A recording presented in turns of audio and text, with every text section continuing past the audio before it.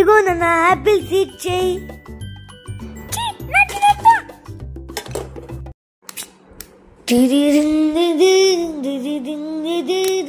బంకాలాంటి Apple అంతా పోయింది. ఎప్పుడు చేంజ్ అవుతారో, ఎప్పుడు అతను తింటారో. ఓ హాయ్, అవును ఏంటి నువ్వు చాలా డల్గా ఉన్నావు? ఏమీ లేదు, అసలు నా ఓనే వేసిన దీపావళి ఎక్కిద్దో. ఎప్పుడు యాపిల్సే తినరు. ఎప్పుడు ఎందుకట్లా?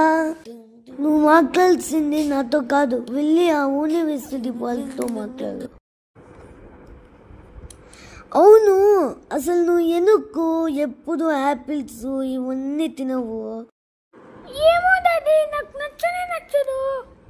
చూడనా, ఇప్పుడు నువ్వు కానీ వెజిటేబుల్స్ అండ్ ఫ్రూట్స్ ఈట్ చేయలేదనుకో ఏం చేస్తుందంటే చాలా విటమిన్స్ మినరల్స్ ఉంటుంది.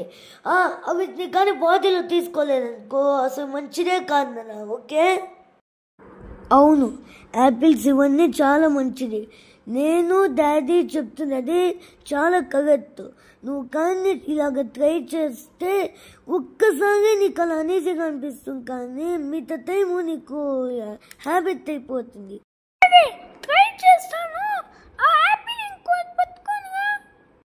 నాకు ఇద్దంతే. ఇదిగో నన్ను యాపిల్ సీడ్ చేయి.